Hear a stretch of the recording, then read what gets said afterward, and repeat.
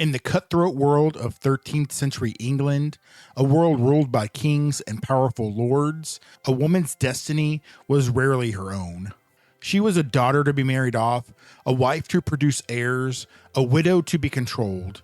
Her lands, her titles, her very body were pieces of a political chessboard, moved and sacrificed by the men around her. But what happens when a pawn learns the rules of the game? This is the story of Margaret de Lacy, a girl born to be a token, who is disinherited, married off, and widowed twice, yet who rose from the ashes of her prescribed fate to become one of the most formidable and wealthy women in the kingdom, a player whose friendship was sought by the queen herself. Her life was a quiet revolution, a testament to the power that could be wielded from the shadows, proving that even a pawn, with enough courage and resolve, could one day checkmate a king. Our story begins around the year 1209, the birth of a girl into a web of power, wealth, and ambition. Margaret was the daughter of Haywise of Chester, sister of the mighty Ranulph III, Earl of Chester and Lincoln. Her father was Robert de Quincy, eldest son and heir of Sahir IV de Quincy, the Earl of Winchester. By blood, Margaret was destined for greatness, but in the treacherous currents of medieval politics, nothing is certain. Tragedy struck early. In 1217, her father Robert died, killed not on a battlefield, but by the misguided hand of a monk. His death triggered the first great injustice of Margaret's life. As the only child of the eldest son, she should have inherited the vast Quincy estates, but the law in the 13th century was a malleable thing. Her grandfather, Sahir IV, prepared for crusade, looked at his young, unmarried granddaughter, and saw a risk. He looked at his younger son, Roger de Quincy, a grown man, and saw security. The decision was made. A charter was drawn up. Its ink and parchment sealed her fate. Sahir IV named his son Roger as his heir, effectively writing his granddaughter out of her own story. When Sahir died on crusade, it was Roger who succeeded. Margaret, a girl no more than 10, was passed over, her rights sacrificed for the stability of the male line. Her disinheritance was a political maneuver, quietly supported by the king's government to curb the influence of her powerful uncle, Ranulph III. The message was clear. A girl's birthright was a trifle, easily swept aside.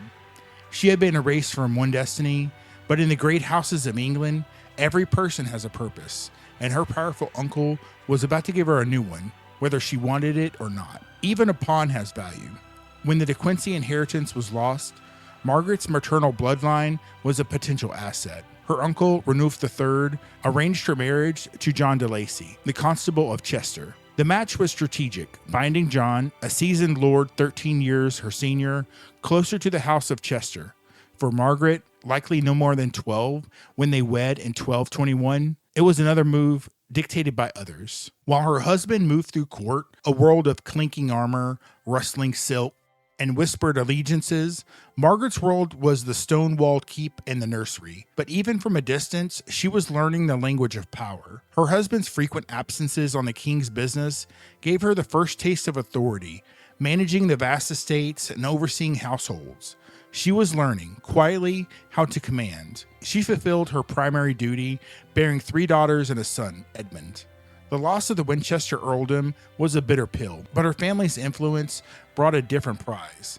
In 1232, her dying uncle, Ranulph III, used a charter to grant the earldom of Lincoln to Margaret's mother, Haywise. Within a month, Haywise requested the king confer the earldom upon her daughter and son-in-law. The disinherited girl was now a countess. She had the title, but her husband held the power. She had fulfilled her duty, but what would happen to a woman whose value is tied to her husband when that husband is taken from her? In the summer of 2040, John de Lacy died. The news arrived with the heavy silence of an empty hall and the sudden staggering weight of responsibility.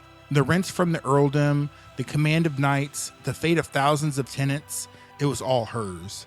The freedom was terrifying and absolute. As the Countess of Lincoln, an heir to her mother's barony, Margaret de Lacy was now one of the most eligible women in England. Such wealth could not be left untethered. In January 1242, she remarried. Her second husband was Walter Marshall, the new Earl of Pembroke. He was the last of 5 brothers, all of whom had died without an heir. The great Marshall dynasty was on the brink of extinction, and Margaret, a proven mother, was its last hope. For Walter, the marriage offered political rehabilitation after angering the king. For Margaret, it was a pragmatic alliance.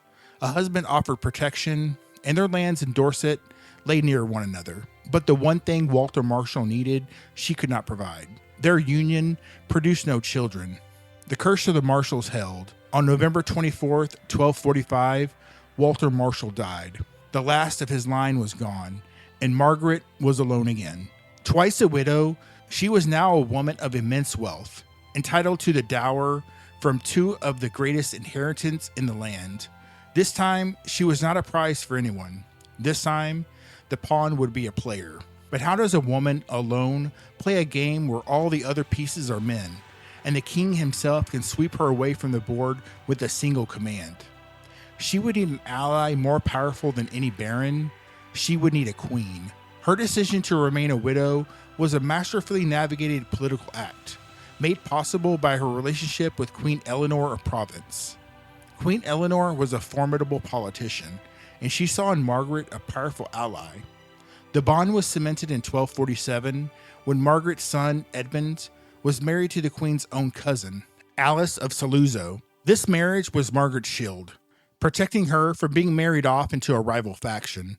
The Queen kept a close eye on her new family. When Alice gave birth to a son, Henry, the Queen personally ordered gifts for their churching. This was more than a courtesy. It was a careful nurturing of a political alliance, a network of female power.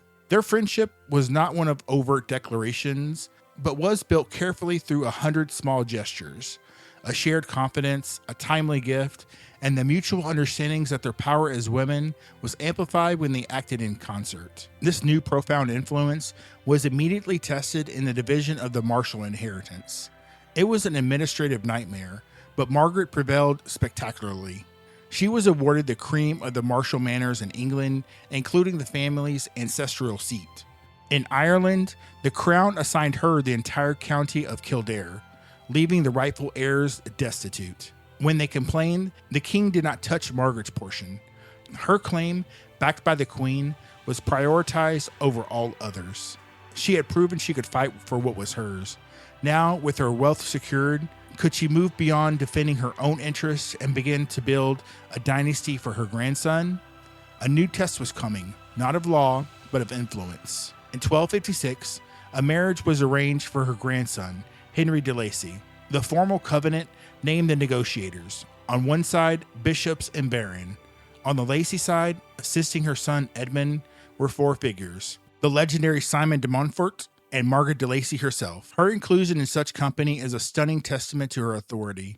The woman whose future was once dictated by a charter written by men was now at the table, writing the terms herself. The premature death of her son Edmund in 1258 left her young grandson as the heir. The custody of the vast Lacy lands was jointly committed to Margaret and her daughter-in-law, Alice. Even during the Civil War, Margaret remained firmly aligned with the royal court, swiftly confiscating any of the lands of her tenants who took up arms against the king. Margaret de Lacy died in March 1266.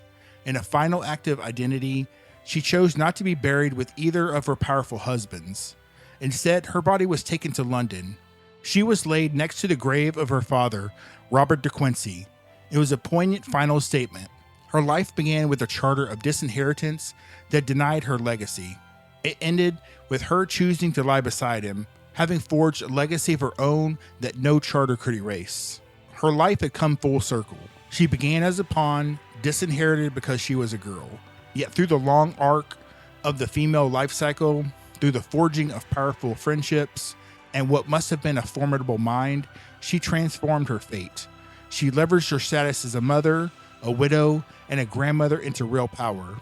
Margaret de Lacy's story is a powerful reminder that history is shaped not only by the clashes of armies, but also by the quiet, determined agency of the women who moved through its corridors of power. She was the pawn who learned to play the game, and in the end, she won.